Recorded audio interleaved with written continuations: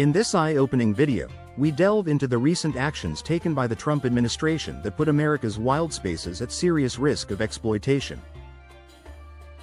From executive orders aimed at public lands to the controversial opening of the Arctic National Wildlife Refuge for drilling, we explore the systemic shifts prioritizing fossil fuel development over conservation. Join us as we discuss the implications of these policies on indigenous communities, the environment, and the future of these treasured landscapes, highlighting the legal challenges that lie ahead and the increasing threat to public lands. 1. Executive orders targeting public land. On his return to office, President Trump wasted no time in issuing executive orders that prioritized drilling and mining on public lands. These orders effectively reversed previous protections, allowing for increased exploitation of natural resources. The shift in policy marked a radical departure from conservation efforts, as the administration placed economic interests over environmental preservation. This decision has drawn criticism from environmentalists who argue that it undermines decades of work aimed at safeguarding these precious lands. 2. Opening the Arctic National Wildlife Refuge, ANWR, to drilling. One of the most controversial moves was the administration's decision to open the Arctic National Wildlife Refuge, ANWR, to oil and gas drilling. This plan affects 1.5 million acres of previously protected land, raising concerns about the environmental impact on this pristine area.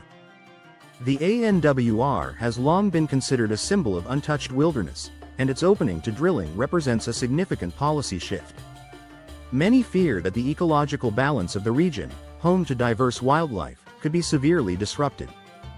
3. Increased drilling permits on federal land. In 2018, the U.S. saw a dramatic increase in the approval of oil and gas drilling permits on public lands, with nearly 40% more permits issued compared to the previous year. This surge was facilitated by an automated processing system, streamlining the approval process for extractive activities. The move has been criticized for prioritizing speed over thorough environmental assessments. Critics argue that this approach neglects the long-term consequences of increased fossil fuel extraction on federal lands.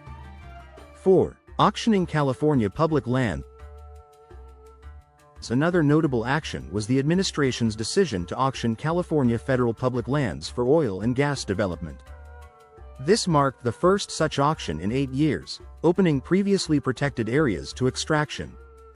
The auction has faced backlash from environmental groups who argue that it jeopardizes the ecological integrity of these lands. Concerns have been raised about the potential destruction of habitats and the impact on local communities that depend on these areas for recreation and tourism. 5. Reversal of conservation measures. In addition to opening lands for development, the administration revoked numerous conservation measures.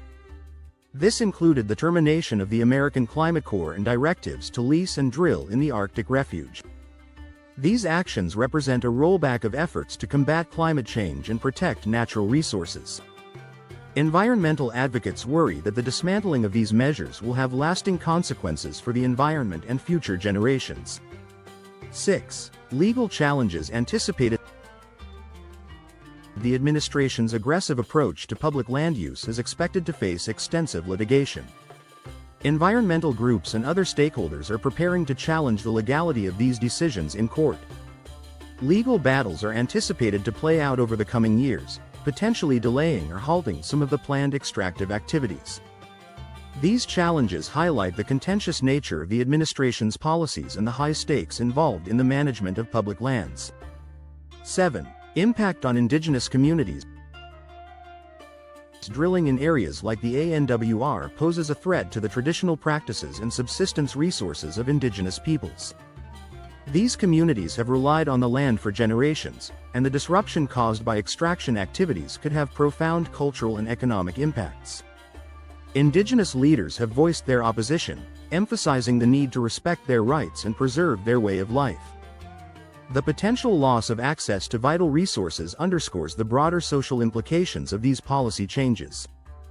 8. Environmental consequences. The expansion of oil and gas leasing on federal lands is expected to contribute significantly to global climate pollution. Estimates suggest that these activities could increase cumulative global climate pollution by 1.2 billion metric tons of carbon dioxide equivalent between 2024 and 2050. This increase poses a threat to efforts aimed at mitigating climate change and underscores the environmental risks associated with prioritizing fossil fuel development. The potential consequences extend beyond national borders, impacting global efforts to reduce greenhouse gas emissions. 9. Focus on fossil fuel development. The administration's agenda for federal lands places a strong emphasis on fossil fuel development. This marks a stark reversal from the conservation efforts of the previous administration, which prioritized renewable energy and environmental protection. Critics argue that this shift undermines progress made in transitioning to a more sustainable energy future. The focus on fossil fuels raises questions about the long-term viability of these policies in the face of growing climate concerns. 10. Public lands under threat. Significant areas, including the Western Arctic, the Arctic National Wildlife Refuge, and the Tongass National Forest, are now targeted for increased extractive activities. These regions are known for their ecological importance and unique biodiversity. The push for resource extraction threatens to degrade these landscapes, potentially leading to irreversible environmental damage. The targeting of such iconic areas underscores the sweeping nature of the administration's policy changes and the urgent need for public discourse and action.